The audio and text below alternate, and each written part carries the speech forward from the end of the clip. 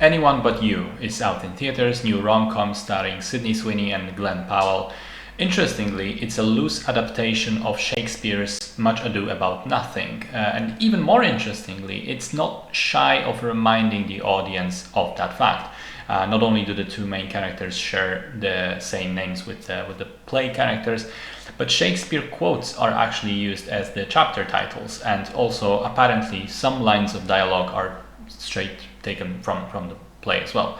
Anyway, at the beginning of the story, Bea is a law student, Ben's a finance guy. They meet accidentally, hit it off, have a great first date, spend the night together, and then they both sort of blow each other off, even though they didn't necessarily mean to.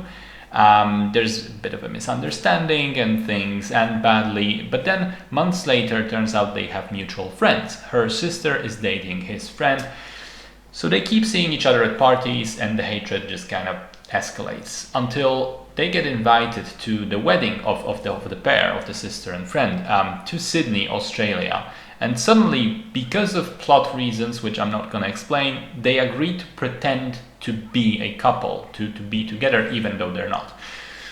You can kind of guess where it goes from there. And I mean, it's a very, very typical rom-com, but that's not necessarily a bad thing, because if it's executed well and gives the audience exactly what is advertised, then I think it achieves what it sets out to achieve.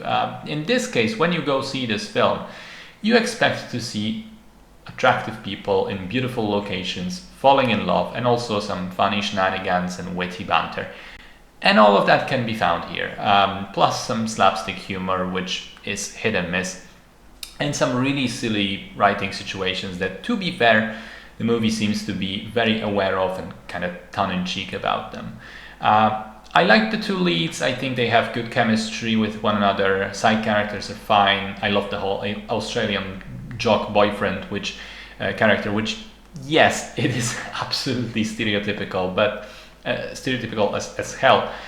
But I still found him incredibly funny, especially the swimming scene. The writing's okay, the jokes are okay.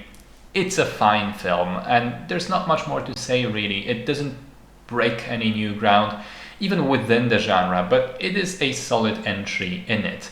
And you can certainly have fun watching it. I know I did. It was alright.